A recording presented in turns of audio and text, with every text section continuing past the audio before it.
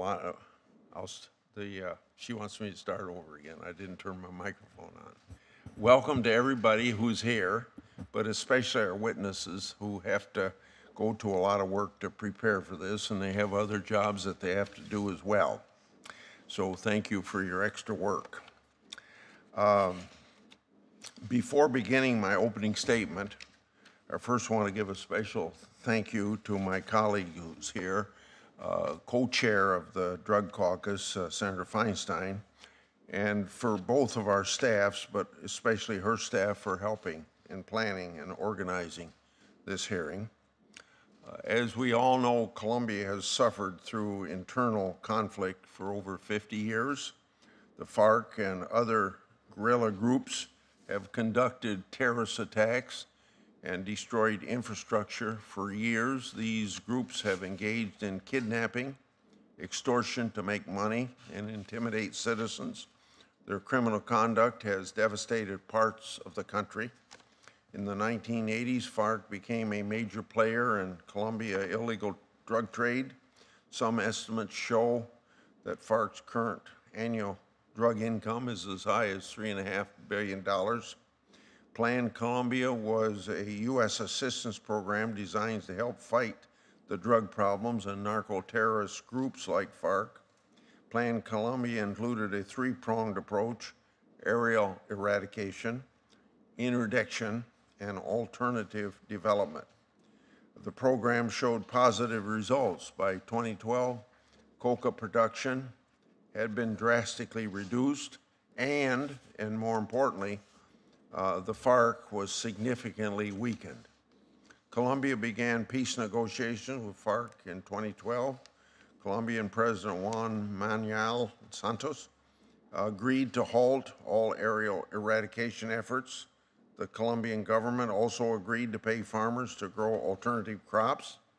The resulting effect on Colombia's drug trade are staggering.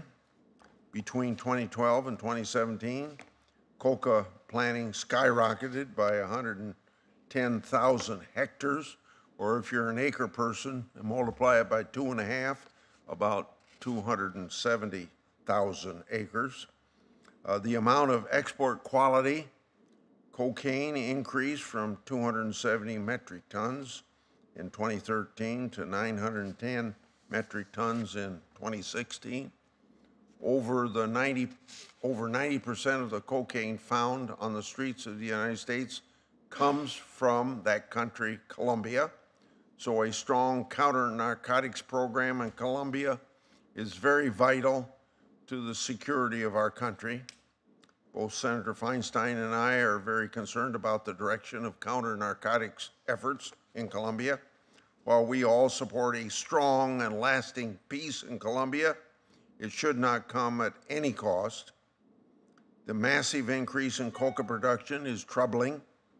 We need to consider what's at stake, namely the safety and security of our country and its citizens. Earlier this year, Senator Feinstein and I, along with Senators Cornyn and Whitehouse, introduced legislation that modernizes criminal money laundering, updates counterfeiting statutes, enhances tools to crack down on smugglers and tax cheats, and promotes transparency in the U.S. financial system. Money laundering is a common practice used by terrorist organizations and transnational drug cartels to disguise profits from illegal activity. It is vital that our federal laws keep up with the methods by which the criminals move and store their illicit funds. But more tools are needed to combat Colombia's narco-terrorism and reduce the rising flow of cocaine into the United States. So in regard to that last statement, I look forward to hearing testimony from our witnesses today and the opportunity to question all about ways we can strengthen our effort to attract this multifaceted problem. And I now turn to Senator Feinstein.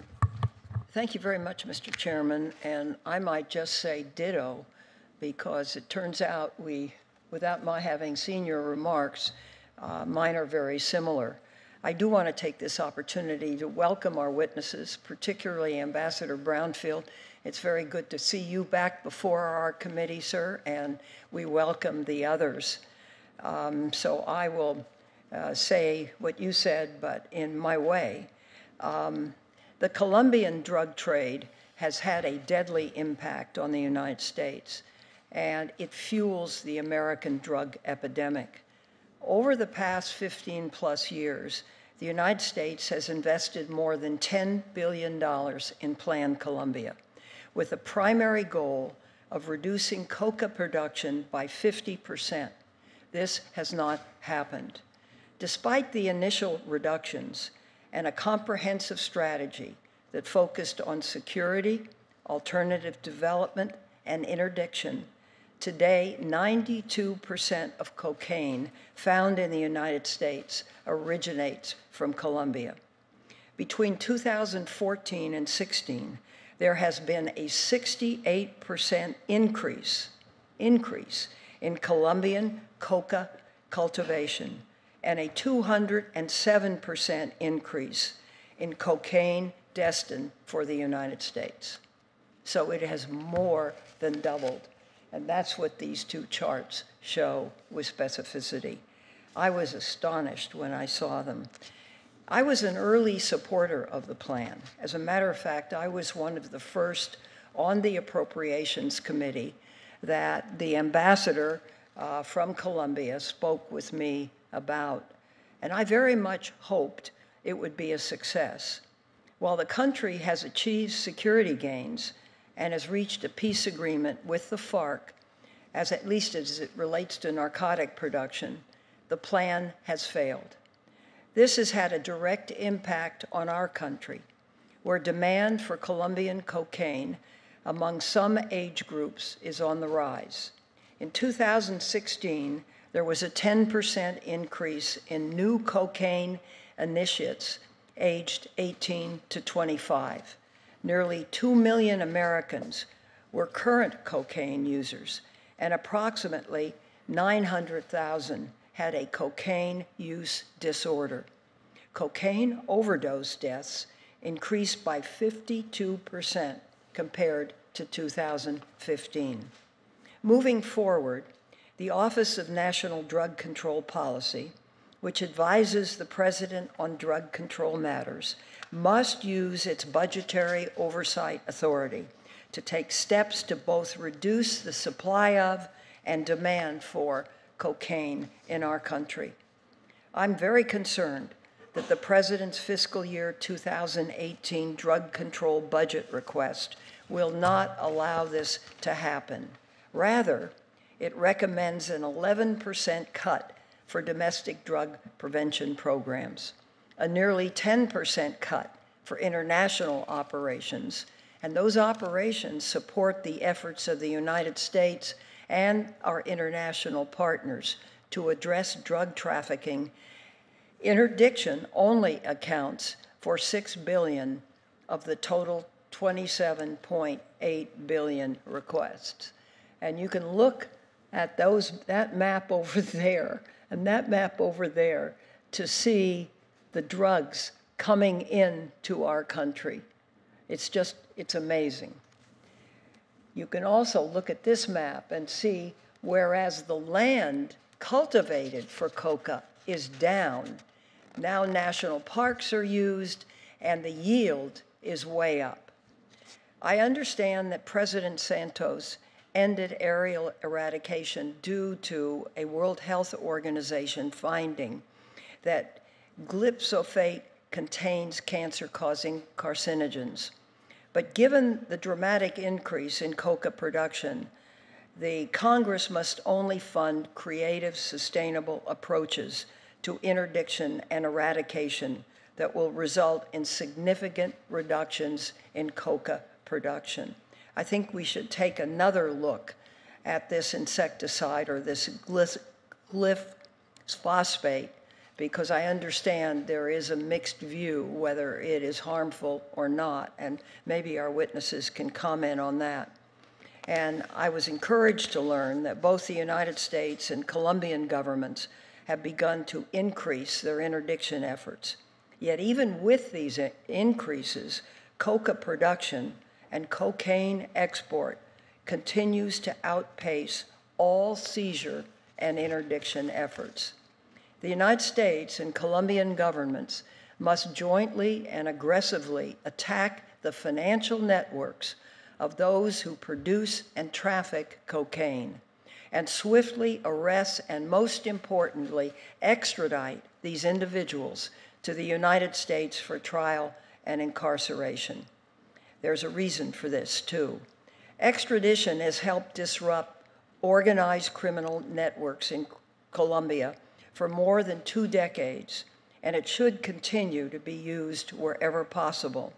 Finally, the United States must continue to work with the Colombian government to prevent corruption. The DEA has long partnered with the Colombian government to establish vetted units. These units conduct investigations on high-level targets that result in arrests, seizures of drugs and assets, and the collection of evidence that can be used to prosecute drug traffickers. Unfortunately, despite their susceptibility to corruption, judges and prosecutors trying the cases investigated by these units are not subject to similar vetting. This jeopardizes critical cases. For example, in March of this year, 15 prosecutors in 2 cities were arrested for their ties to drug traffickers and paramilitaries. These were prosecutors. In June, 21 officials from the prosecutor's office in Meta were arrested for accepting bribes in exchange for reduced sentences for drug traffickers. Terrible.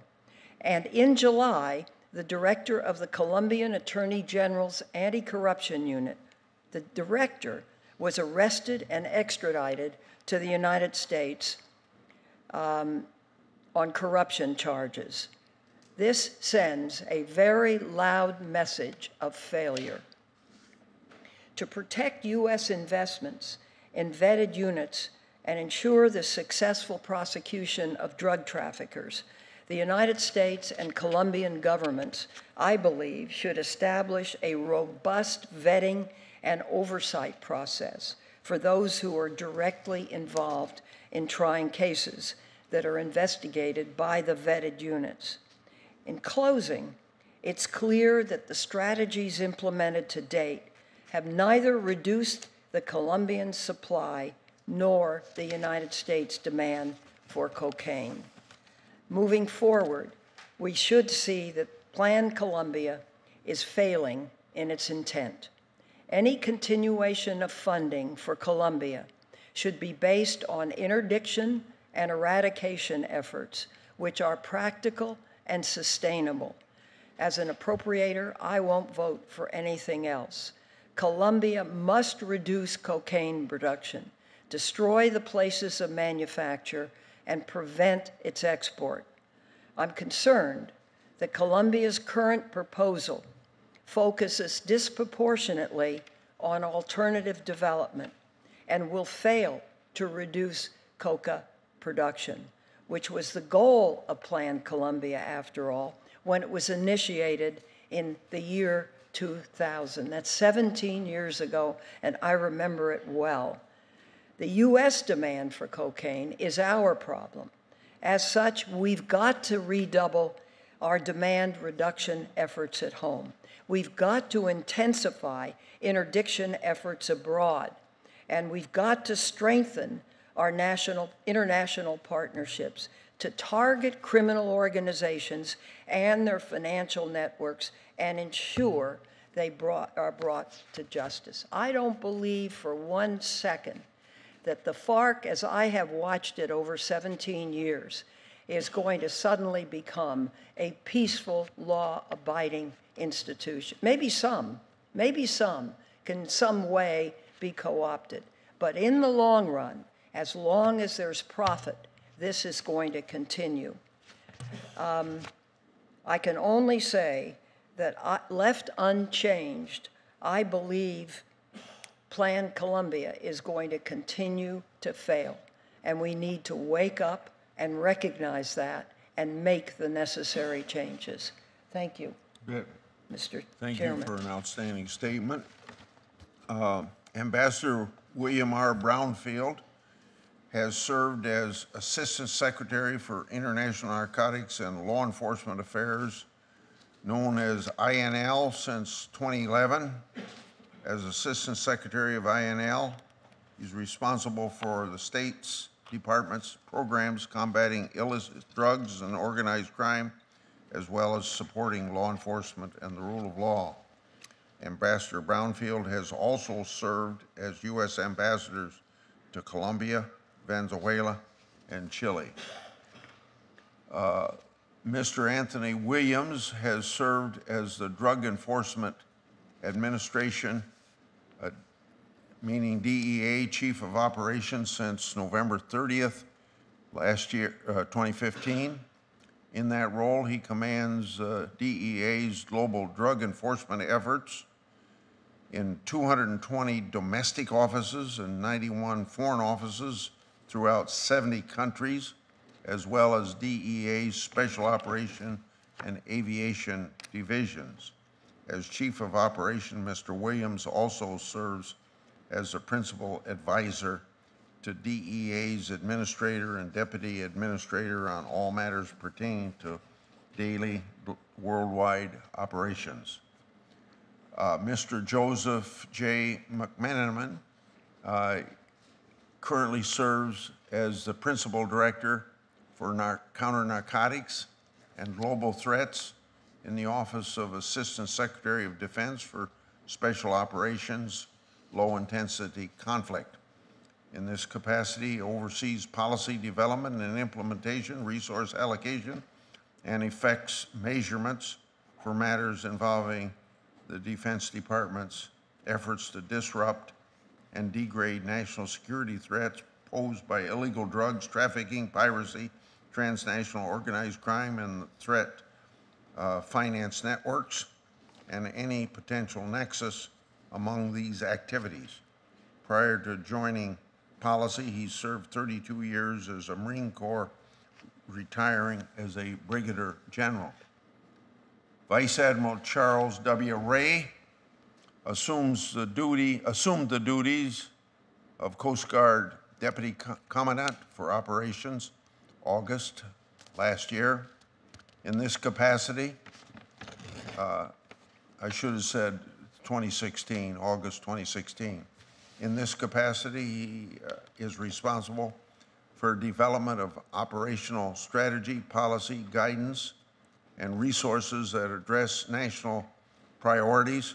Prior to this, Vice Admiral Ray served in many other leadership positions within the Coast Guard, most recently as Pacific Area Commander.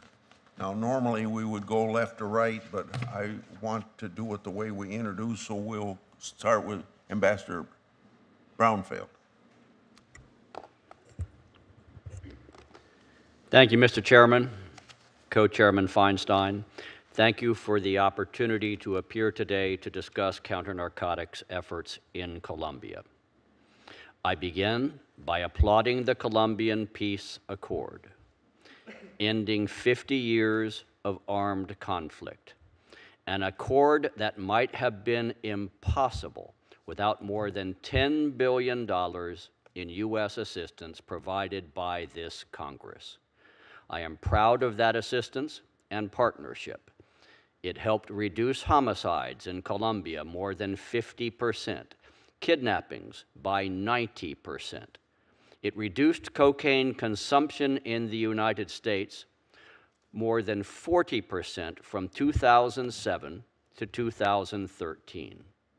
Plan Colombia fueled security success, foreign investment, and an economic boom. In that sense, it is a success story. But as both of you have pointed out, in one area it is not succeeding. From 2013 to 16, coca cultivation in Colombia increased more than 130%, and cocaine production more than 200%. There are several explanations.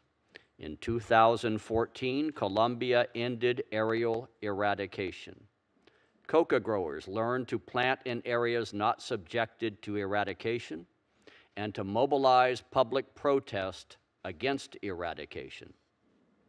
During peace negotiations, the government reduced eradication in areas controlled by the FARC, and the FARC definitely encouraged growers to plant coca, hoping to receive credit for ensuing economic assistance. Two groups not to blame for the surge are the police and the armed forces of Colombia. For the second year in a row, at great cost to police and soldiers, they set records in seizure and interdiction, laboratory destruction, precursor seizures, trafficker arrests. But seizures are simply not keeping pace with the explosion in cultivation and production. We are in constant dialogue with the Colombian government. We have agreed on 6 steps to address the crisis. First, designate a national coordinator. President Santos wisely chose his vice president, former police chief Oscar Naranjo, and we see progress already. Second, develop a serious national strategy. The Colombians announced a strategy focused on 4 operational areas, encompassing 11 departments where 93% of all coca is cultivated. To be frank, we saw mixed results in the southwest area this year. We hope for better results in the northern sector. Third, expand the budget. The government is stretched to pay for peace, but peace on the back of drug resurgence is a false peace. Fourth, increase eradication. Today, voluntary and forced eradication efforts in Colombia are in conflict, with the government signing more voluntary agreements than they can implement or monitor, thereby protecting thousands of acres from forced eradication. The government needs to address this conflict. Fifth, address coca grower protest. Last year, 675 eradication operations were canceled due to protests. This is absurd. The government must give the police and army clear authorities and rules of engagement. Sixth, expand extradition of drug traffickers. Traffickers today are literally purchasing FARC membership to protect them from extradition to the United States. The accord should protect the smallest number of criminals from extradition and accountability, not the greatest. Mr. Chairman, Madam Co-Chairman, counter-drug efforts have picked up recently in Colombia. I expect better statistics by the end of this year than we saw last. I expect this because the United States and Colombia are and always have been close friends and partners. But we have a serious problem and a long way to go. Thank you, Mr. Chairman, and I look forward to your questions and comments. Thank you, Mr. Ambassador. Now, Administrator Williams. Chairman Grassley, Co-Chairman Feinstein, I thank you for the opportunity to be here today to speak about the drug situation in Colombia. My name is Anthony Williams, and I've had the privilege of being a special agent with the Drug Enforcement Administration for nearly 3 decades. As DEA's Chief Operations, I believe the topic we are discussing today is a timely one.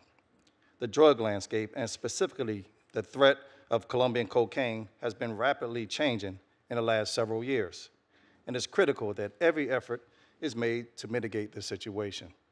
When I look at the counter-narcotics situation in Colombia, three words come into mind: partnership, production, and persistence.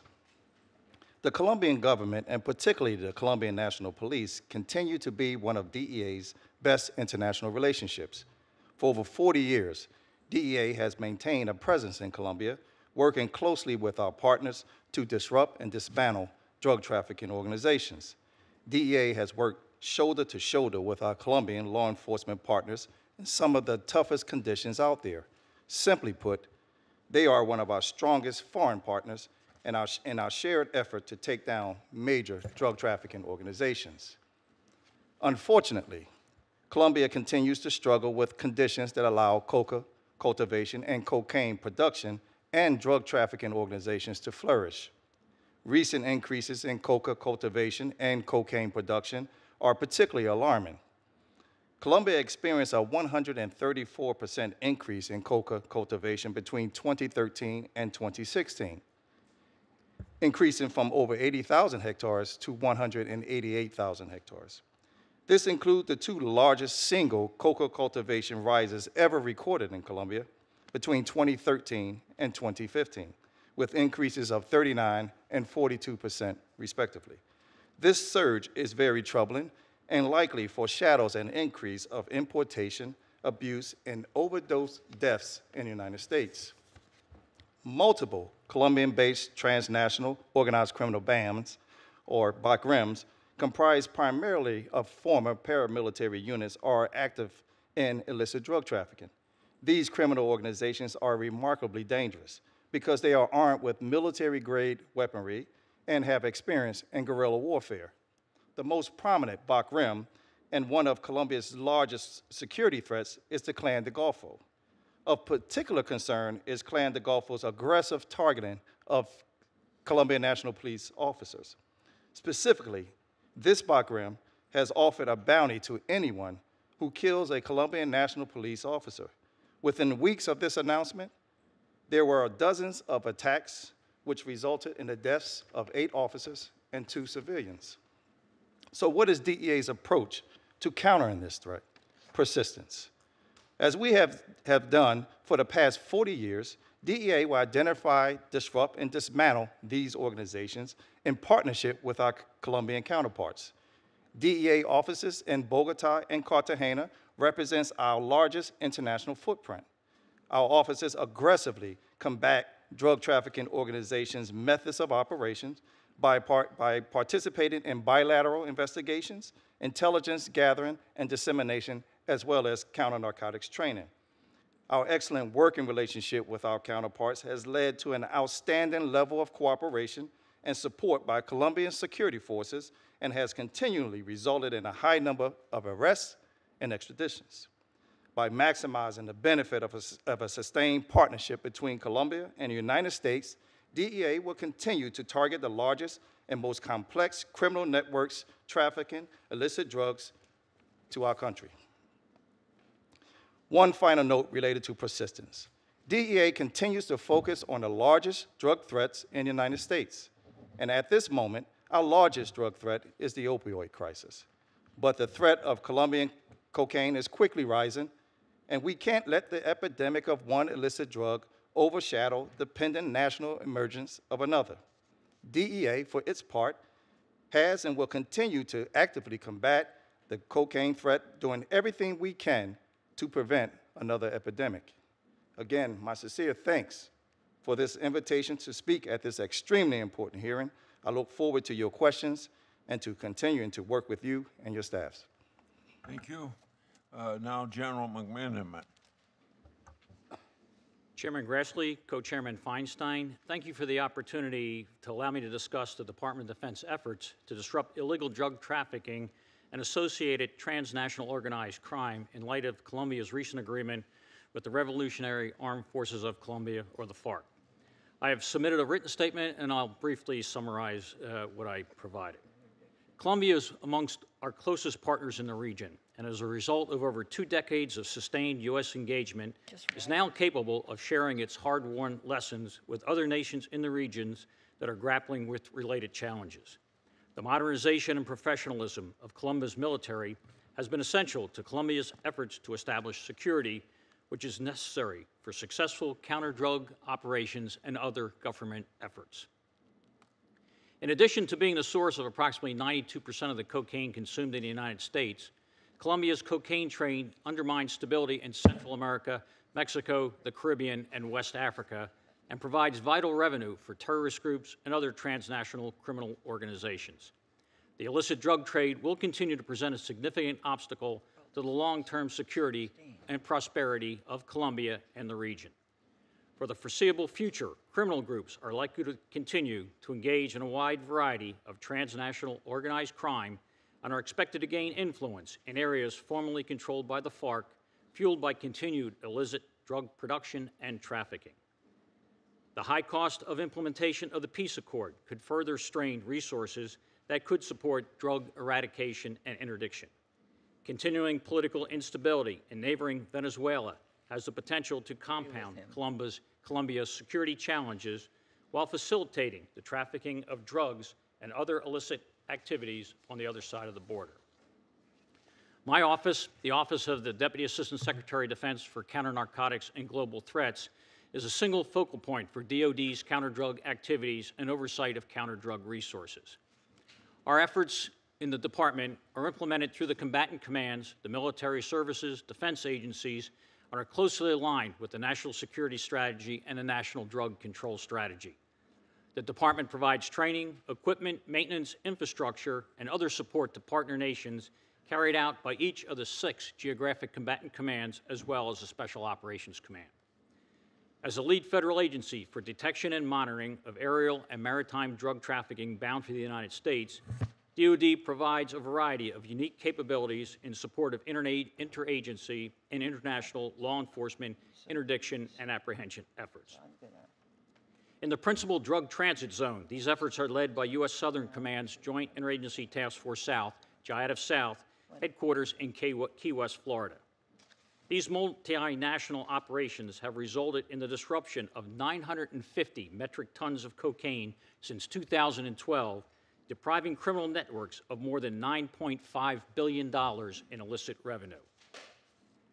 Through U.S. Southern Command, the Department of Defense has provided capacity-building support to Colombia since the 1990s, and those efforts were accelerated with the implementation of Plan Colombia beginning in 2000. The focus of DoD support has been to enhance the capabilities of the Colombian military's ability to project power into remote and inaccessible regions where insurgents and drug traffickers operate. For instance, DoD has provided helicopters, training, and maintenance support for Colombia's pilot training facility in Melgar, Colombia, riverine boats, training, and maintenance support to the Colombian Marine Corps Riverine Forces, and U.S. Special Operations Forces training support to their Colombian counterparts. Through these efforts, regional partners have benefited from training through Colombia's U.S.-supported aviation and Coast Guard schools. Colombian military and police have begun to train Central American units in counter-drug operations as part of the U.S.-Colombia Action Plan for Regional Security, a partnership among U.S. Southern Command, the Department of State, the Colombian Ministry of Defense, and 6 Central American and Caribbean recipient nations. In conclusion, the Department of Defense support to the Colombian military has been essential to Colombia's security gains since the 1990s. Significant challenges remain, particularly in the prospect of criminal organizations' continued involvement in the drug trade. The Colombian government must commit to doing more in its eradication efforts if the counter-drug mission is to have a realistic chance of success.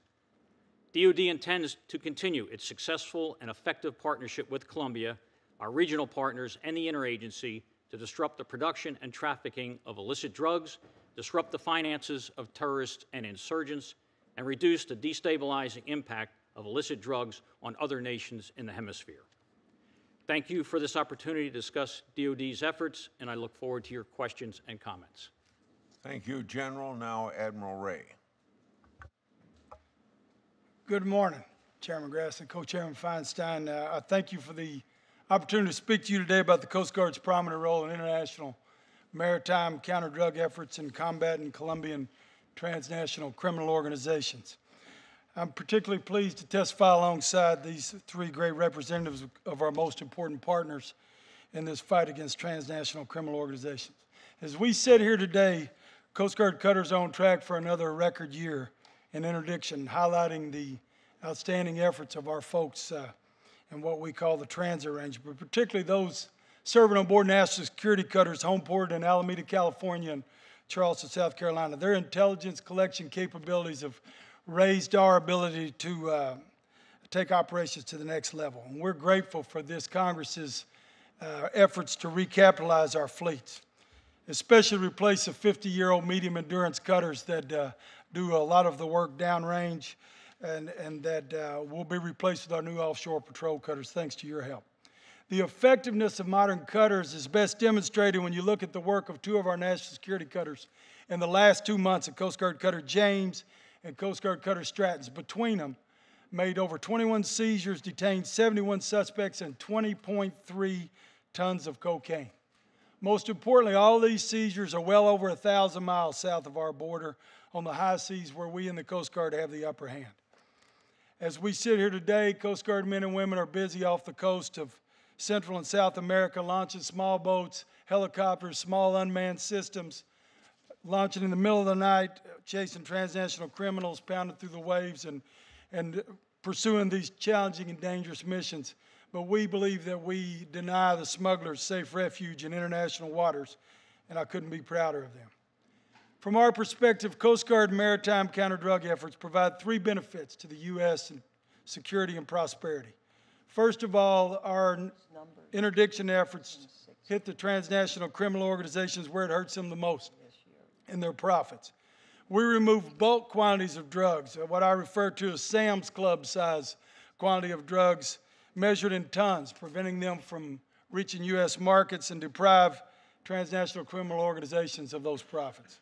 Secondly, thanks to strong interagency partnerships that are demonstrated here and all the way down to the tactical level on the waterfront, we go merely beyond taking the drugs off the market, but we are a part of the prosecution cycle. We produce evidence and defendants that provide valuable leads for targeting higher echelon members of criminal networks. In the last decade, the Coast Guard has brought 2,000 smugglers, generally speaking, directly from the water, from the high seas, to extradition in the United States because of our multiple arrangements. And most cooperated with U.S. prosecutors due to the high quality of the Coast Guard packages that we bring. And these cooperations routinely led criminal investigators like my friend Mr. Williams and his great team of agents to crime bosses and facilitators. In Colombia, for example, by our estimates, over 70% of the priority drug targets that are extradited have some connection to a Coast Guard seizure on the high seas. And while we're dealing primarily with cocaine smugglers, every one of these are multifaceted logistics organizations, and every one of these bad guys has connections to networks trafficking fentanyl, heroin, engaging in money laundering, running weapons, carrying out homicides, and corrupting government officials. Thirdly, our efforts downrange contribute directly to Ambassador Brownfield's efforts to promote regional stability and ensure U.S. prosperity. By directly supporting the investigations and the extraditions and U.S. prosecutions of these bad guys in the countries downrange, we help them enable the removal of this corrupt element of their societies and builds their prosperity, as we've seen, as the ambassador talked about in Colombia. Moreover, our cutters and teams go downrange and assist the State Department, Department of Defense in capacity building for the partner nations. And every day, our folks are doing this work downrange. Using our unique authorities and capabilities in the international domain, we're all in to bring justice to those who threaten our border security and who profit from the horrific damage that these drugs cause to our country. Sustaining the Coast Guard's unique capabilities and that of our interagency partners is essential to improving stability and prosperity in the Western Hemisphere. The Coast Guard understands this is a team sport, as all of our missions are, whether responding to major hurricanes, as you've all seen on television in the last 3 weeks, or in the past, our role in providing maritime border security. Everything we do involves teamwork with the joint and interagency partners. I thank you for the opportunity to testify today. Look forward to your questions, and I thank you for your support of the women and men who are the United States Coast Guard. Thank you. I thank all of you for staying within your assigned time.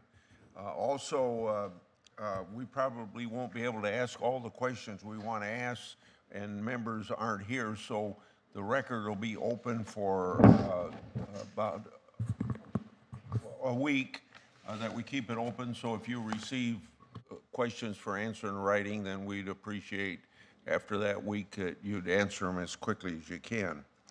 Now, this first question would be to any or all of you, although you don't have to repeat each other. The current Colombian counter-narcotics strategy includes only manual eradication and paying stipends to farmers not to grow coca. Colombia has recently seen massive increases in coca production after years of downward trends under Plan Colombia. So I'm going to ask two questions at the same time. For each of your agencies, what discussions have been held with the government of Colombia about modification of their current counter-narcotic strategy? So that'd be whether or not you've talked to them. And then as a result of those talks, or whatever you might know about this, is Colombia considering changes to the current counter-narcotic strategy? And then if you think they are, what direction that might take. So I think we'll go left to right. So General, would you start? Yes, sir.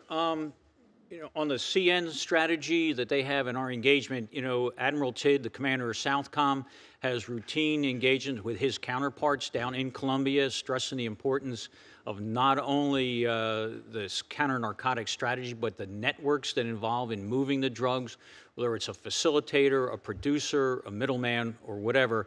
So he is constantly engaging his counterparts down in Colombia. Along with our mill group that's there, they have constant interagency agreements and discussions with their interagency counterparts down in Colombia.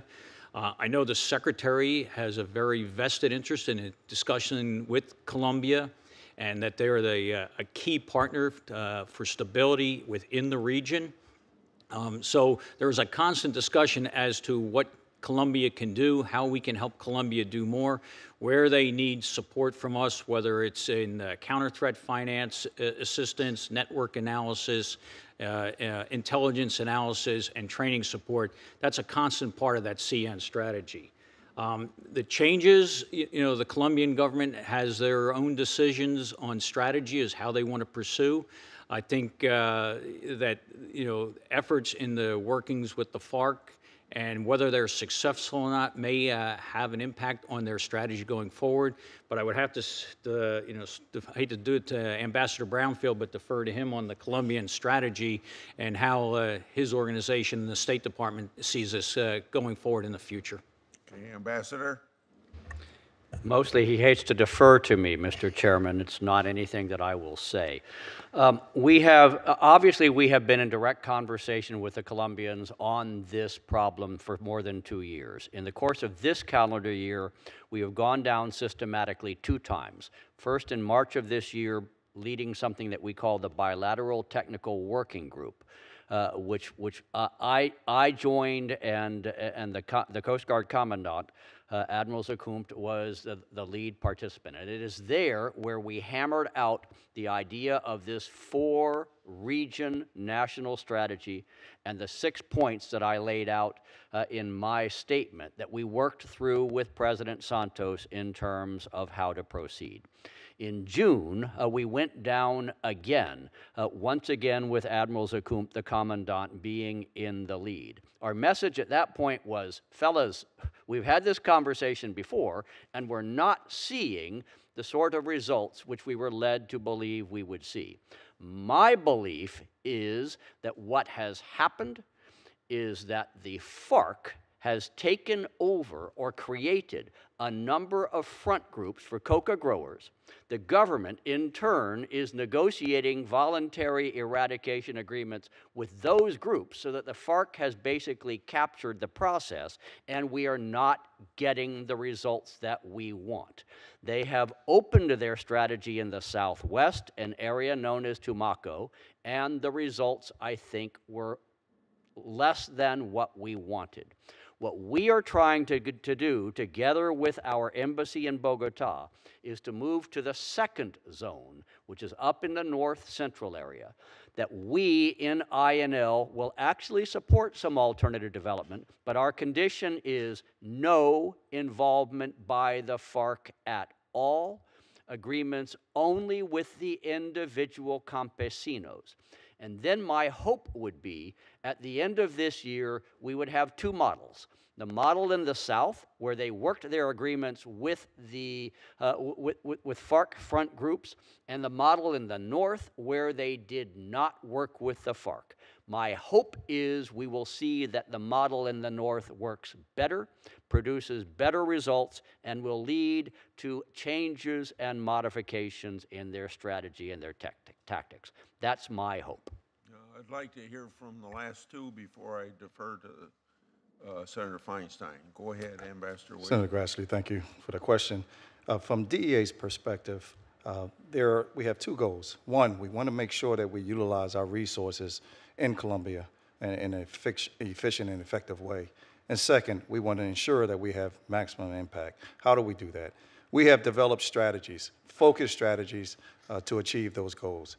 That includes bilateral attack strategy, which encompasses an identifying the complete networks that are operating currently in Colombia to get a real good understanding of their modes of operations, and ultimately what the goal is. And this goes to Senator Feinstein's point.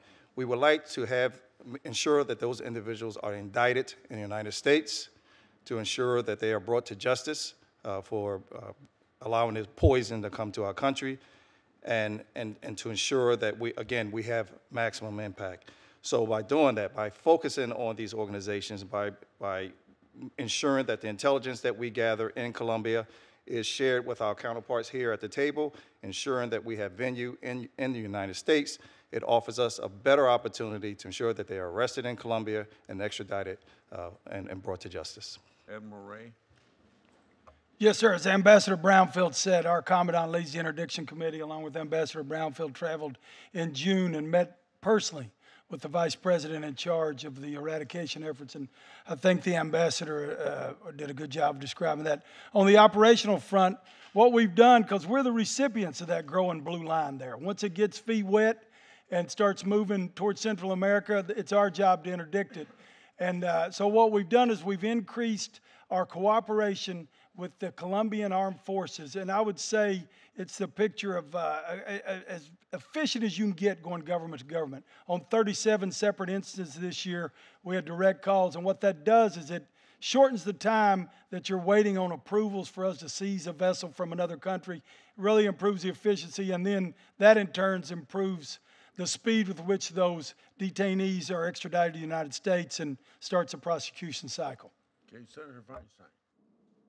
Thank you. I'd like to ask that the staff bring these two charts down to the General and the Vice Admiral, please. I want to ask questions about those charts. So as soon as they have them, the chart I wanted to ask question, and Admiral, you may be the one to address this, is Colombia, Ecuador 2016 primary non-commercial maritime departure locations. And there are a number of events on it, and every one of them is up, and they involve, they go way down the coast in Ecuador, and then when you look at where the drugs come up in Guatemala heavily, in Mexico heavily, but Guatemala, it's just solid. Could somebody, what is the recent sea transportation for these drugs? Is it submarine? Is it fast boat? What is the dominant vessel now that's moving these drugs? It's all the above, ma'am. Primarily it's what we call pangas, and there's various styles of those that originate. Those are pretty well purpose-built, open boats, anywhere from 25 to 35 feet long with multiple outboard engines, purpose-built to move narcotics. And this is, just to put this in perspective, that's the Galapagos Islands, that hole that you see down there, and then this area is as big as the continental United States, if you laid that along there. And so this multi-thousand mile, that's because of the interdictions we were having in the littorals up closer to Central America, so they're delivering them, and that's where we are. But we have a capacity challenge here. On any given day, we'll have between 6 to 10 Coast Guard cutters down here with airborne use of force packages, but that's, if you imagine, placing that on the continental United States, so it's a capacity challenge. What we have is, we have good intelligence on between 80 and 90% of these movements based on this team right here. So we have good intelligence. We only have the capacity to get after about 30% of those. And so that's why this is so many blue lines, ma'am, if that answers your question. Would you be willing to prepare some material? I sit on the Defense Subcommittee of Appropriations, and I'd really like to increase that amount. And I know that the President's budget has cut it back. So I need to know from both of you what you would need to improve, I don't mean improve your job, but be more effective, and what is reasonable. As I understand it, the drugs are 207% up and coming in, and the production is up 910 metric tons in 2016. So this thing is going to do nothing but continue to shoot up. And I know, Ambassador, and I respect you, you talked about the reduction. Well, obviously, there's a marketplace. And that's another subject that we have to do something about. But I would appreciate, and I'd like to work with the chairman in this regard, that we can perhaps get some more funding for the military, for the interdiction part of this. Just as soon as you get the information, then talk to me about it. Okay. That you've requested. So I would need to know from you, and maybe you've thought about this, both of you, what do you believe you need additionally to be effective, to stop what is now an increasing raise that's going up? Yes, ma'am, we'll be glad to provide that. And what we've got in the works right now that you have supported, but we're right on the precipice of getting this program going, is offshore patrol cutters. They would fall in on this. We awarded long lead time to those. That's a class of 25 Coast Guard cutters that would be built out. And that would be a good step in the right direction. We can provide specifics to your staff. I would appreciate that. Yes, ma'am.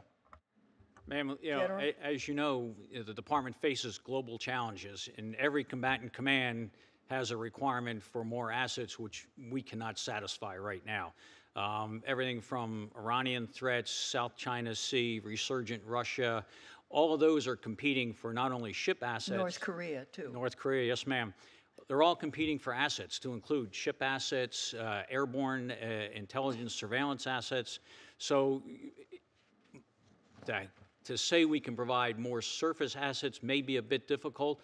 Our global force management team within the department makes very difficult decisions based on maintenance, readiness, deployment times, but Southcom does a very good job of being very creative in what they do. We have a very good relationship with the Coast Guard in how to employ assets. We've also gone out and purchased aircraft to do the detection and monitoring mission. We've used various types of intelligence assets. We take advantage of periodic deployments by other organizations. So we're doing a lot. We only have a finite amount of assets, with every combatant commander wanting more assets. Well, as I listen to you, it's my understanding that the money has been cut back from what was asked for by the department. And my aim would be to restore it wherever I possibly could to be helpful. It's my understanding that the current money constraints only allow the Coast Guard to target 37% of the high confidence intelligence cases. And I gather General John Kelly, then the commander of SOCOM, echoed these sentiments in testimony before the Senate last year. So either we want our country to be infused with this cocaine or we don't. And if we don't, we have to do something about it. And I wished I believed, because I drank the Kool-Aid on this thing for 17 years. I no longer do. And I think the only thing that's going to change and improve it is to stop it from coming into the country. Now, the degree of possibility we might argue about, whether that's possible or not. But as somebody that represents the people that use this stuff, that and the growth of this use, I'd like to stop it wherever I can. I had some figures, and I can't find the page right now with those figures, but it seems to me that we ought to do our level best to get you above 37%, Admiral. Yes, ma'am. We have certainly got targets we can apply those extra resources towards to thin these blue lines out on this chart. Well, I appreciate that. And if you tell us what you need, this is a direct request from me. I hope you'll comply with it, and General as well. And from a domestic point of view, this is a really serious problem. And we've got to restore some of the cuts that have been made, and that's people aren't here for that, but I'll certainly look at that. I think, and Ambassador, let me just say one other thing. I've listened to you many times over many years, and I greatly respect you, but the proof is in the pudding here, and it just isn't working. So the question comes, what can we do? And I don't believe you can buy off the FARC. I really don't. Maybe you do, but I don't have any hope of that. And I think we've got to show the strength of conviction of trying to keep this stuff out of our country. And if we only touch 37% of it, that's not a very good amount. I mean, if it were 67%, it would be a different story. But it isn't. And I would submit that that number could well go down in the future unless we take some strong action. So I just want to, any comment anybody wants to make, I'd appreciate hearing it. But Senator, I'll respond very, very succinctly. I apologize if I left you a sense of too much optimism on this. In fact, I feel extremely concerned and have been public about it for 3 years as to what's happening down there. Second, there is not a human being in this room that is more skeptical about the FARC than am I. I could not agree with you more. I think the solution to this problem is to figure how to cut the FARC out of having any engagement, either as trafficking organizations or as allegedly supporting the efforts to address the drugs issue. Third, if I might piggyback on Admiral Ray, there is an additional way which we are working to get maritime assets into this problem set. The Coast Guard is very much a part of it. As the Coast Guard processes out older cutters, 2 of them are going to Costa Rica. As they come online in the course of next year, that's going to allow Costa Rica to reach much further out into the Eastern Pacific. Panama is buying their own cutters. That's going to give them the ability to add to our ability to interdict at sea. And finally, the 2 major players in that region other than us, Colombia to the south, Mexico to the north, are in fact offering some of their assets to work into this problem set as well. In other words, I believe the long-term solution is using all of the assets that we have, plussing them up better, cooperating more with the other players in the region, and then finding the technology and the tactics that will defeat these guys. And if I sounded too positive, I apologize. I did not mean to so sound. let me ask you this then. How strong is this government, the Colombian government, to really want to end this stuff? Because I get very mixed messages from Colombians that I know. Senator, I'm retiring in 3 weeks' time, so I'm going to be quite frank and blunt with you. It is my personal belief that the government of Colombia and its president, a man I admire and respect and have for 10 years considered to be a friend, I believe their focus was overwhelmingly, for the last 6 years, overwhelmingly focused on the peace negotiations and the peace accord. I believe that by so focusing their attention, they, by definition, focused less on the issue of drugs and drug trafficking. I believe, in addition, they concluded that in order to reach a successful peace accord, they had to cede to the FARC on issues related to drugs. I acknowledge all of these decisions were made in accordance with their sovereign right to decide the future of their nation, and I applaud once again a peace accord that brings a 50-year armed conflict to conclusion, but I regret those decisions.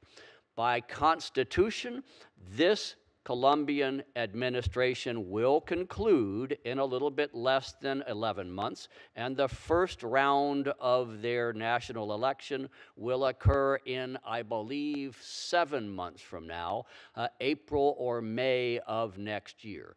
What this means in practical terms is that in Colombia, like in any democratic nation in the world, the focus obviously is already shifting to the election. This is probably not a time for dramatic change by the current government. That is my retiring in 2.5 weeks observation and opinion on what we are dealing with today in Colombia. So what this says then to me is that the major priority should be interdiction.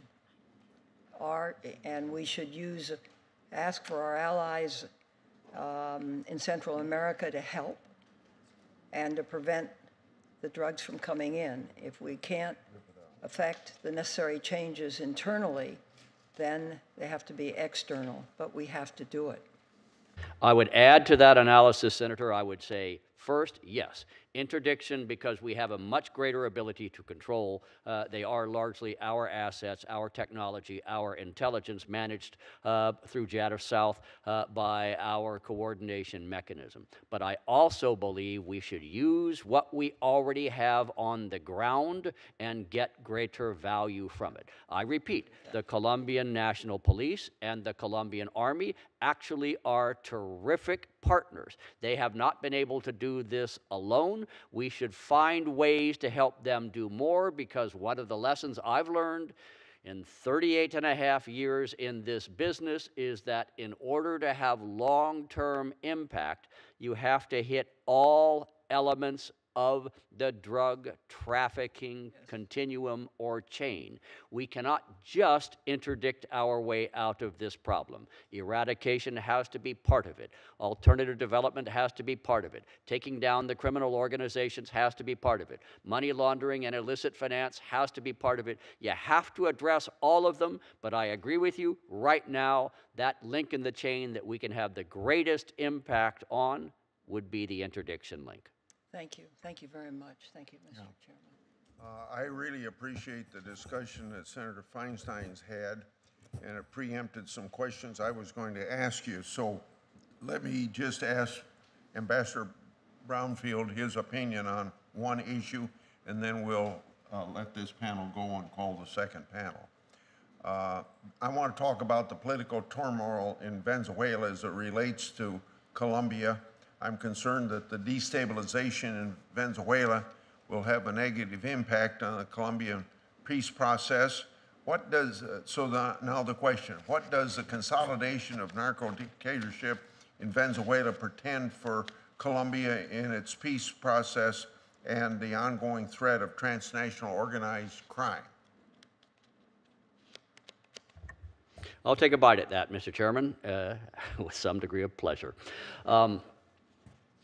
I first engaged in Venezuela in the year 2004 when I arrived as the United States ambassador. At that time, I would have said that organized drug trafficking was beginning to penetrate to high levels the government of Venezuela, its security and law enforcement and justice institutions. It is now 13 years later. I would say that they have thoroughly and completely penetrated virtually every security, law enforcement, and justice-related institution in the Bolivarian Republic of Venezuela. You can imagine what the impact of this is, and if you cannot, you can look at the statistics in terms of violence on the streets of every single city and town in Venezuela. The amount of problems that they have in terms of break-ins and property crime.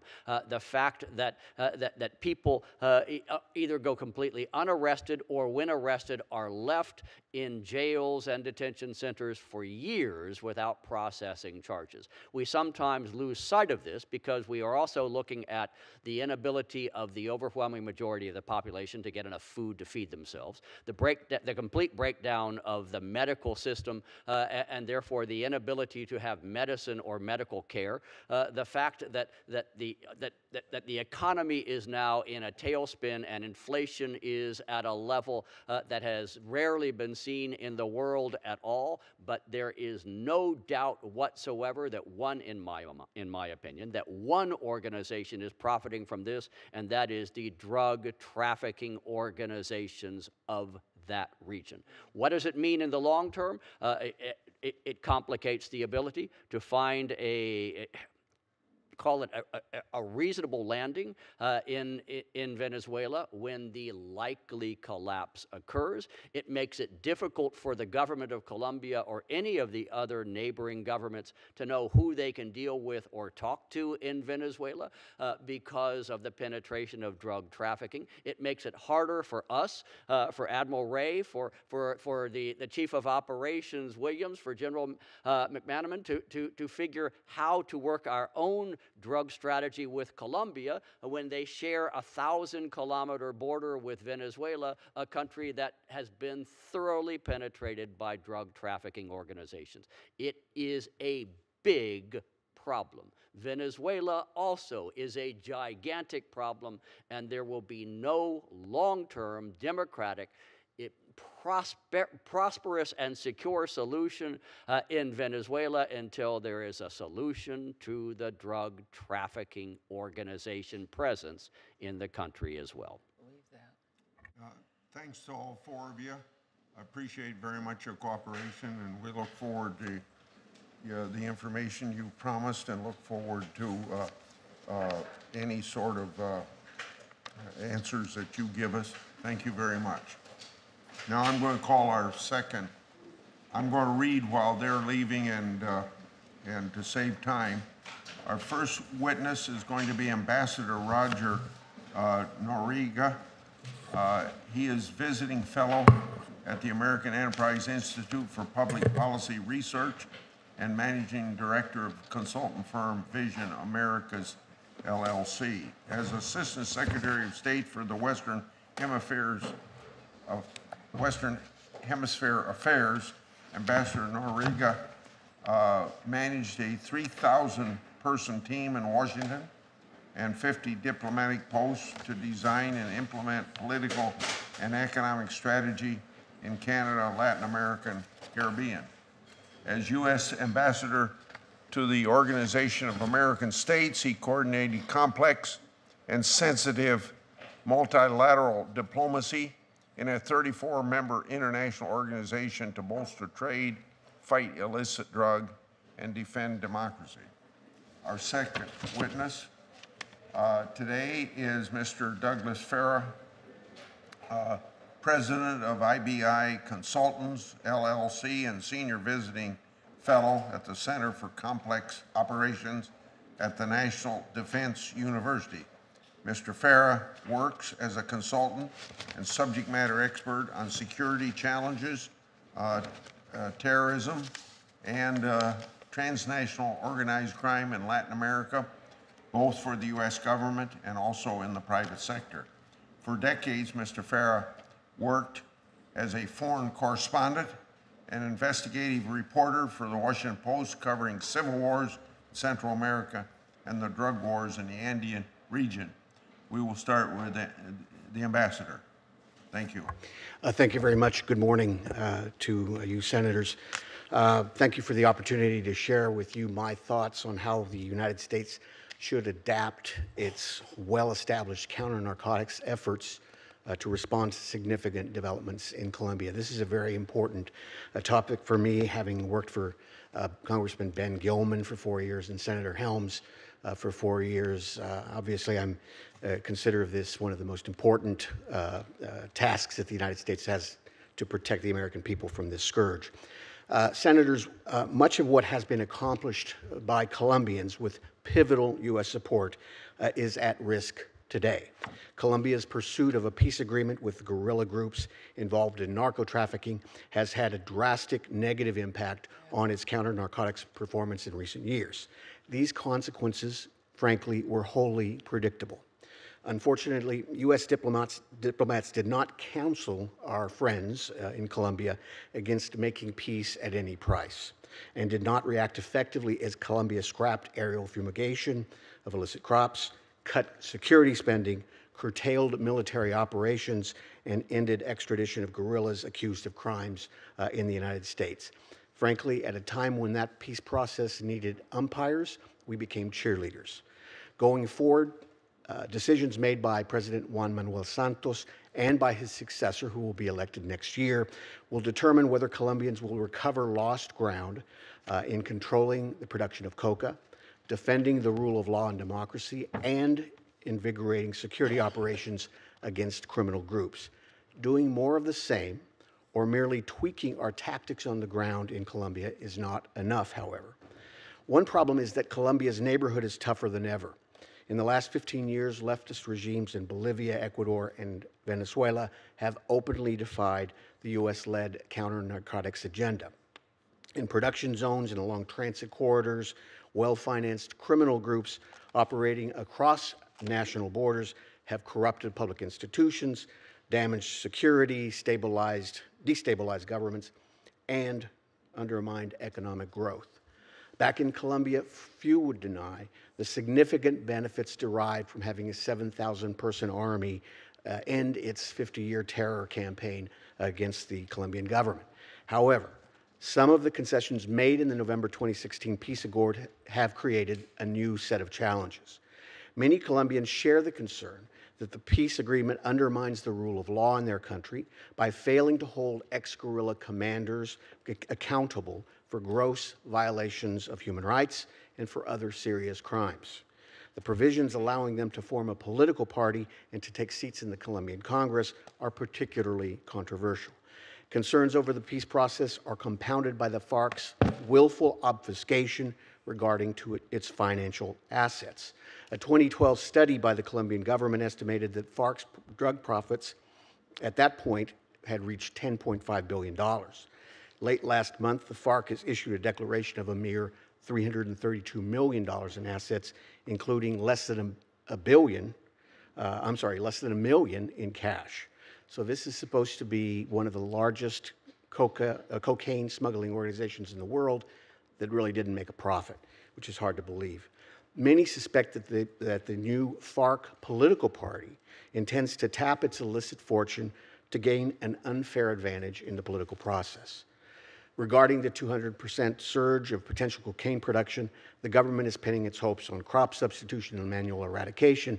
Unfortunately, as Secretary Brownfield pointed out, the operations against that cultivation have been complicated by cuts in security spending and by the systematic use of protests that block these operations. Already, some Colombian political leaders have cited the need to resume aerial fumigation, perhaps using an alternative herbicide. That sort of political shift might occur once Colombians elect a new president in the coming year. Although this hearing is focused on Colombia, the broader strategic challenge is transnational organized crime, whose global profits are approaching $1 trillion, one-third of which can be attributed to narco trafficking. You, senators, have been leaders on this issue, and you already are proposing legislation on this front. I believe that Congress should make a full court press against transnational criminal networks through intelligence sharing and a robust sanctions campaign to investigate, expose, and dismantle their financial networks and confiscate their illicit profits and deny them access to the international financial system. For example, Congress should give the U.S. Treasury Department an explicit mandate and the resources to break the back of the financial network of Colombian organized crime. It could also grant new authority to repurpose confiscated assets to security and stabilization missions in Colombia and elsewhere. That kind of robust, asymmetrical campaign is vital to clawing back the counter-narcotics gains and spoiling any plans that the guerrillas' new political party has to tap illicit funds to gain an unfair advantage at the expense of Colombian democracy. We should work with Colombians as well to establish clear benchmarks and a joint strategy for making urgent and substantial reduction in coca cultivation, including restoring aerial fumigation and supporting robust manual eradication. Also, we need an ambassador with relevant experience. Ambassador Brian Nichols, who now is posted in Lima, has been designated for the post in Bogota. He's a veteran of the Drugs and Thugs Bureau in the State Department. He was selected to be the U.S. ambassador, but there are folks that are looking for alternatives. I think that would be a terrific mistake. Congress should provide adequate funding for the priority programs in Colombia. As Senator Feinstein has noted, I was in the room when her committee approved essentially a straight line on these funds and rejected a proposed 36% reduction that the Trump administration had suggested. We should continue to present extradition requests to Colombia for wanted ex-FARC personnel and insist that they be surrendered to U.S. justice if they violate the provisions of the peace process. And finally, we should encourage the Colombian government to restore its own adequate security spending to ensure that the territorial and operational void left by the FARC's demobilization is not occupied by other criminal groups. Thank you very much, Senator. Thank you, Ambassador. Now, Mr. Farah. Chairman Grassley and Co-Chairman Feinstein, thank you for the opportunity to discuss the implementation of the peace agreement between the Colombian government and the FARC and its impact on transnational organized crime and regional security. I speak for myself and not on behalf of any of the organizations with which I am affiliated. The 2016 peace accord with the FARC, Colombia's largest transnational criminal organization and designated terrorist entity, brings new challenges, and the road forward requires continued vigilance from the United States and the political will by the Colombian government to overcome these hurdles. These hurdles include the FARC's leadership opacity regarding its assets derived from drug trafficking and other criminal activity, its alliance with criminalized states like Venezuela, and its lack of commitment to eradicating coca cultivation and coca production, which was discussed in the first panel. This augurs ill for the group's intentions and other aspects of the peace agreement. As Roger said, Ambassador Noriega, 2012 by the Colombian government estimated FARC's assets at $10.5 billion. Other serious estimates range from $3 to $5 billion. Yet the group's leaders claim to be penniless. This posture has been fiercely criticized by the Colombian Attorney General, Nestor Martinez, who has called for an end to the, quote, legend of Franciscan poverty that is perpetrated by the FARC. It is my assessment, based on field research over 4 years, that the FARC has significant financial resources outside Colombia. IBI Consultants has been able to identify more than $2 billion that moved in suspicious financial structures, primarily involving FARC funds, through its network of allies in Central America. There are likely other networks. Excuse me. These structures operate under the protection of the criminalized radical populist governments of the Bolivarian bloc led by Venezuela and including Bolivia, Ecuador, Suriname, Nicaragua, and El Salvador. In the criminalized state model, the state is a partner in the illicit enterprise, not a deterrent. Some key elements of the FARC's foreign financial structure are, first, Alba Petróleos, the subsidiary of Venezuelan state oil company PDVSA in El Salvador, whose management is entrusted to the inner circle of the FMLN's, of the governing FMLN's party and de facto leader José Luis Merino, known by his nom de guerre, Comandante Ramiro Vázquez. Merino has been a key FARC ally since 1994 and was a key weapons supplier to the FARC rebels for more than 2 decades.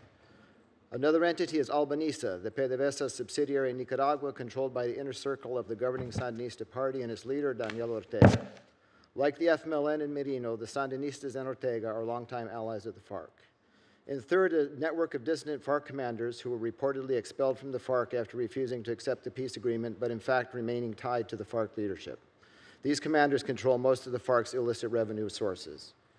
Investigations in Albanesa and Nicaragua found that as much as $4 billion was redirected from declared social and development programs, vanishing into the Albanesa labyrinth of front companies. In El Salvador, over a 5-year period, Alba Petroleos on paper generated $1.2 billion in profits, but sent most of that money to shell companies in Panama, controlled by Merino's inner circle and disguised as loans from Alba Petroleos and its subsidiaries.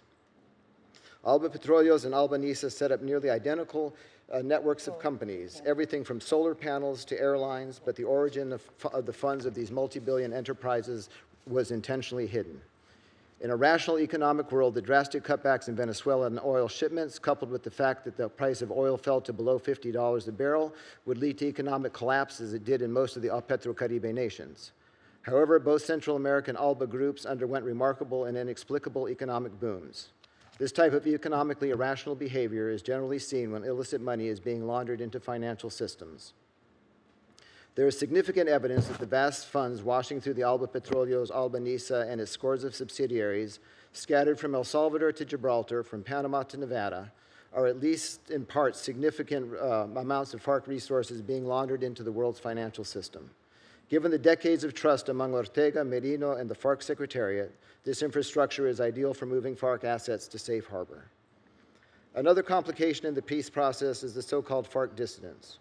In December 2016, a group of 5 combat-hardened FARC leaders and 300 combatants declared they would not disarm and demobilize and stayed in the jungle. This group is a high-level operational group that controls a significant portion of the FARC's cocaine trafficking and illegal mining proceeds, which yield hundreds of millions of dollars a year. The so-called dissidents of the FARC had been identified by my research prior to the peace agreement as key allies of the FARC's Central American network. Among the leaders of the dissident groups are several viewed by the Colombian intelligence structures as those who are most directly involved in high-volume cocaine trafficking activities through Venezuela and key leaders of the FARC criminal activities and financial structures. 2 of them were identified in the internal reporting as if they were removed, it would collapse the FARC's financial structure. They have not been removed. With cocaine production in Colombia soaring and transit through El Salvador on the rise, it seems likely that the illicit activities linked to both cocaine trafficking and illegal mining has been or will be abandoned. It is clear that the FARC understands that it is imperative to move its money into the formal financial sector very quickly, which will make it more difficult to trace and prove the illicit origin of the funds. To this end, the United States should work with the governments of Colombia, Panama, the European Union, and others to track FARC's financial resources being held outside Colombia. We have, with limited time and resources, been able to come up with significant leads on where this money is.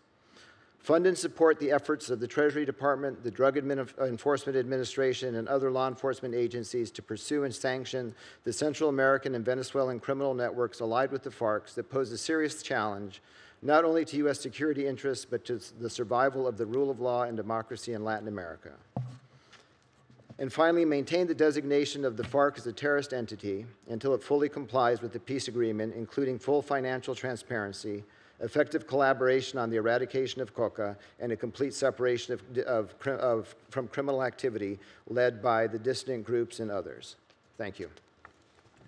I'm going to ask the ambassador, as we move into the new Peace Colombia chapter of Plan Colombia, what lessons should be taken away from the past 16 years, and what, if anything, can we do better? Well, thank you very much, Mr. Chairman. The United States has to recognize that the FARC 10 years ago really metastasized into a criminal organization committed to narco-trafficking. It's very interesting that their principal demands included the pulling back of security operations in areas that they needed corridors for trafficking drugs. That they have demanded, as a matter of fact, that drug trafficking be included as a political crime if it's committed by a political organization. And the Colombian government accepted this. there is, and now we have the Colombian FARC dissidents who are among the most effective narco-trafficking elements within the FARC, who we're supposed to believe are no longer committed to the drug business. It's interesting that among the assets that the FARC did declare, some of those were actually said to be in the hands of these dissidents. So we have to understand it's not really ideology, it's business. The ideology is there too. This is a group that has not renounced its Marxist-Leninistic objectives, but they're simply on steroids because they can call upon perhaps $10 billion in assets to carry on this struggle. So, that is a central point that we have to understand as we deal with Colombia. But there's a broader threat. This transnational organized crime is a global phenomenon. And there are political allies like, frankly, Vladimir Putin in Russia, who are providing security for the regime in Venezuela, a narco state clearly, that has its own foreign policy advancing these kind of criminal objectives. So we have to go after it tactically. There are some things that we'll have to do in terms of supporting the Colombian government's carrying that ground game. But I think the United States should take a look at doing this in a more strategic level, providing air cover for this operation, so to speak, by going after these criminal networks like we've never done before. You two senators were among those who laid the foundation for the use of financial sanctions going after this kind of criminality. We have to up our game. We have to give the Treasury Department the resources and a very explicit mandate to make also an international campaign with our allies in the world to deny criminals access to the international financial system. Okay, then to both of you, the FARC has been criticized by Colombia's Attorney General for turning over an incomplete list of its financial assets, and that's a direct violation of the peace accord. What are the dangers posed by hidden FARC money, and what needs to be done to ensure that it does not remain hidden, or is it impossible to get it out in the open? Thank you, Senator. I think that it's certainly not impossible. I think with the collaboration of governments in the region, particularly if Panama were willing to engage, if we have identified multiple places in Europe where the FARC has stored significant amounts of its money. So I don't think it's impossible to do it all. I think it requires a concerted campaign by the Colombian government and the United States government with its allies to go after funds that are there and where it's not rocket science to figure out where it is and how they're using it. I think the danger is, as Ambassador Noriega said in his testimony, multiple. I think one, the FARC has not in any way just linked itself from criminal organization or criminal activities. I think the front of being a political organization, it'll be fine, but if you look at the Bolivarian structures that they're following from Bolivia to Venezuela to Nicaragua to Suriname, they will form a broad front coalition, and then immediately, when the elections are over, winnow that down to the hardest core of the criminalized elements and act as the Venezuelans did, as Hugo Chavez did, as Evo Morales has done, as Rafael Correa did, as Daniel Ortega has done, as Salvador Sanchez Seren is doing in El Salvador, and that is simply running a criminal enterprise as part of a multinational criminal enterprise with some ideological overlay. So I think the danger to allowing this to happen and allowing them to repatriate their money freely into the country and jump-starting themselves into the political system will probably be, I would say, close to a death knell for democracy in Colombia within a decade or two. Oh, wow. Do you have anything to add, Ambassador? I think Doug has covered this very, very effectively in his opening statement as well as his answer. And frankly, I've been raising this issue with my friends, and they are my friends, in the State Department for years about FARC assets.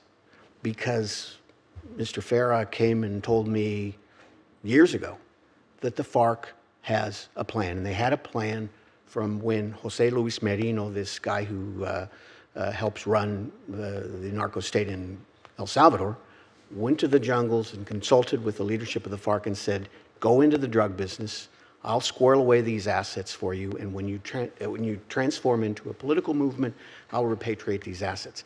There was a plan. And as I say to my friends, never assume that our enemies are as disorganized as we are.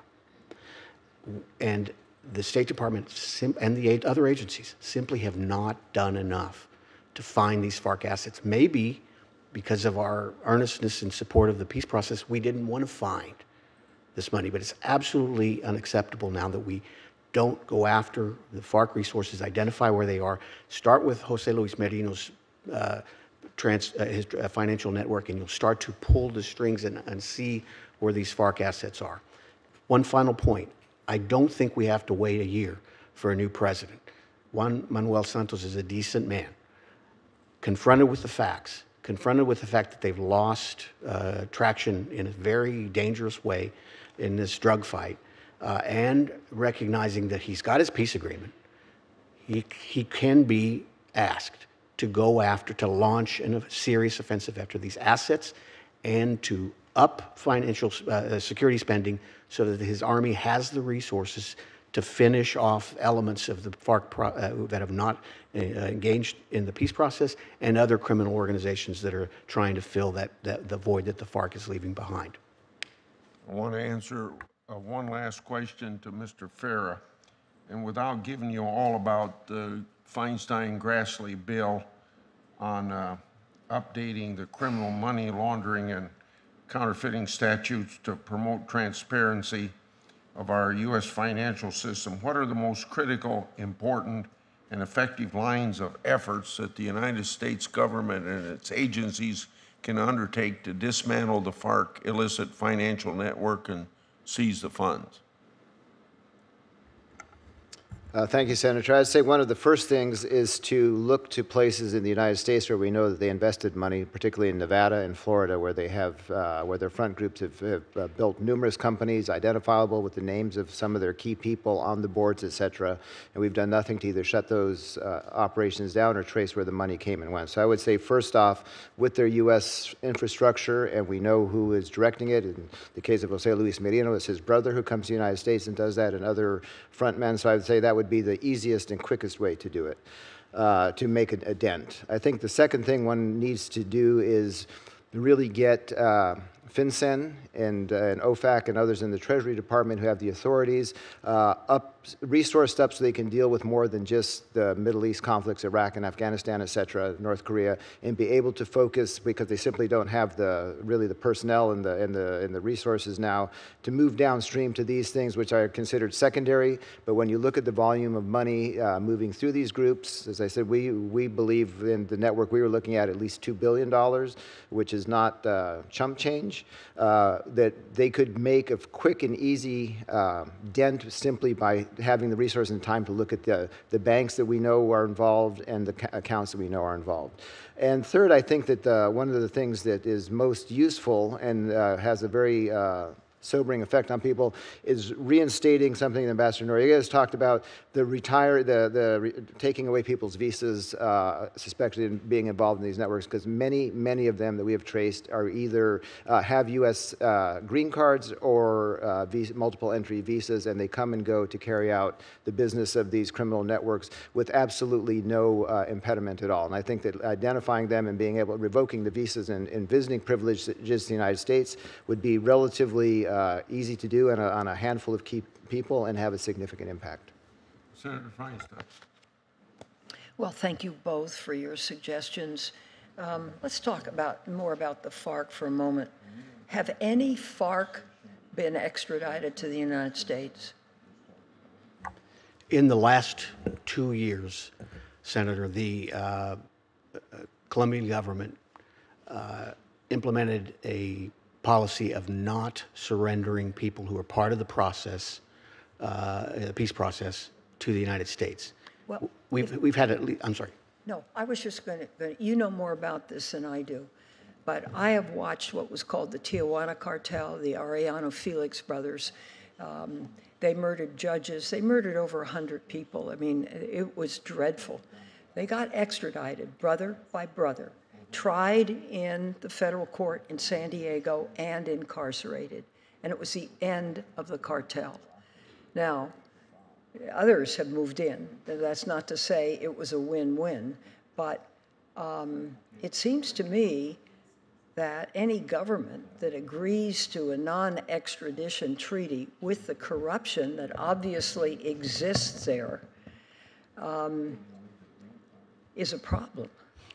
Now, Right. if the Santos government has agreed not to extradite anyone from the FARC, I guess is there some equivocation for participation in the peace agreement? Senator, as I understand it, the commitment is that as long as someone's participating in the peace process and demobilizing and refraining from additional engagement in criminality, the policy is to not extradite them. That's been tested once. I believe the United States should insist on extradition when it is prepared to publicize the fact that they have an indictment. They should name these people privately to Colombian officials. Ambassador Holt, Yes. the ambassador was just saying, apparently no FARC have ever been extradited and tried in this country, that we should require somehow that extradition apply. And I really agree with that. Do you? Well, is it a case of the law not allowing it? No. I mean, explain So, the treaty. In the past, we've had FARC officials, kingpins, extradited to the United States. Simon Trinidad comes to mind. But in the context of this peace process, which has been going on for about 5 years, and certainly the commitment was made about 2 years ago that FARC personnel involved in the peace process would not be extradited to the United States. We made one request in that period, and the Colombian authorities denied it. Something that Ambassador Brownfield referred to is that you now have criminals buying their way onto the FARC rolls. We have one ruling of the Colombian Supreme Court in the last month that said that a guy who was wanted in the United States for kidnapping an American citizen could not be extradited because he was incidentally part of the FARC organization. That's not sustainable. When I was Assistant Secretary, President Uribe had a commitment in the peace process, and there was a law behind this in Colombia, that he would not extradite people as long as they complied with the agreements of their demobilization and didn't engage in criminality. We accepted that policy, but we knew we could count on him. And indeed, as soon as he discovered and we discovered a couple of people involved in narco trafficking that was supposedly demobilized, he marched them onto a plane and they were sent to the United States. So we need to have a policy where we keep the Colombians on notice about, at least privately, about who we might have indicted. We need to use our resources and expect that the Colombians will use theirs to monitor whether these people are actually not engaged in criminality. And the minute we discover that they have to be surrendered. If we're going to expect the Colombians to be allies in this process, this is a simple expectation. And there's nothing that criminals anywhere in the world fear more than the U.S. judicial system. Yeah. Let me ask you, what if we were to make funds, I've lost the word, Conditioned. on extradition when the United States requests it? I think that there should be some expectation that we have a system, that we sort of pre-nominate some individuals. And the reason I say that is, in some cases, the U.S. Justice Department doesn't want to expose the fact that they have somebody indicted in a sealed indictment. I missed that. In some cases, the Justice Department may not want to unseal an indictment, for example. But at the very least, we should be able to identify to a unit within the Colombian government that this person is someone who is of interest to us. And I certainly think it's reasonable to condition funds on the Colombians making that sort of agreement to us. There's a broader issue. The fact that these Colombian guerrillas are not declaring their assets means that they're already violating the peace agreement. So essentially, all of these people conceivably should be subject to extradition to the United States because, the policy that President Santos has put in place is as long as they're complying, they won't be extradited. But if they're not complying, if they're not declaring their assets, for example, if they're not declaring where all of their weapons are hidden, for example, then they're essentially already in violation of the accord. So this is something I think we need to insist upon, because in the case I cited, there was a kidnapping. I missed that word. In a case like? The one I just cited of an American citizen who had been kidnapped by one of these folks. It's not just narco trafficking. And how is kidnapping covered by a peace agreement? It doesn't make any sense, in my opinion. That was a decision of the Colombian Supreme Court, not necessarily a policy of Santos, but I think the government has to be on notice that this is something that the United States government is going to insist upon. Do you agree, Mr. Farad? I do agree. I think that if you look at the FARC, not only their compliance on the financial front, but their unwillingness to take the actions they promised on eradication of coca and the dismantling of the cocaine factories, that I think they're in violation in multiple instances, not just on one or two. So I think that it's troubling, as I think Ambassador Brownfield said in the previous panel, that it was essentially a peace as the highest and ultimate priority with disregard to almost everything else that had allowed Colombia to move much further past the cycle of violence it had been trapped in for 50 years. And I do think there are obviously internal political considerations that any government has to take into account, but I think conditionality, intelligent conditionality on funding generally has a very healthy effect on how people respond. I think that's one thing that, if the chairman would agree, we could do.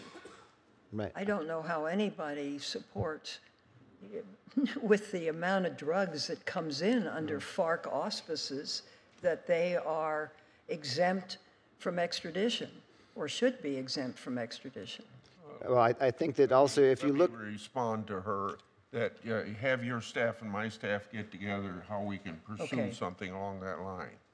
And I'd also like to, I was visiting with my staff back here on a couple initiatives that I hope they'll tell your staff about. Okay, good. Okay. Senator, Senator Rubio's staff contacted me about this a while back because he has been pursuing that.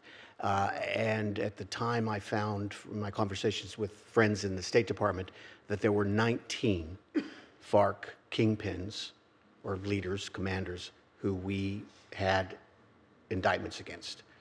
That we had? Indictments against. Wow. We have indictments of 19 of these people. I don't know that all of their names have been disclosed to the Colombian authorities, precisely because of the point of sealed indictments in some cases. But I would hope that there's a system where we're at least tracking these people very carefully to see that if they violate the terms of the peace process, then at the very least they should forfeit their right to be protected against extradition. See, I think one of the very eloquent points that you made was that this is a business, and it's becoming an international business. And nobody knows exactly how much money. I gather the low is 330 million and the high is 10 billion.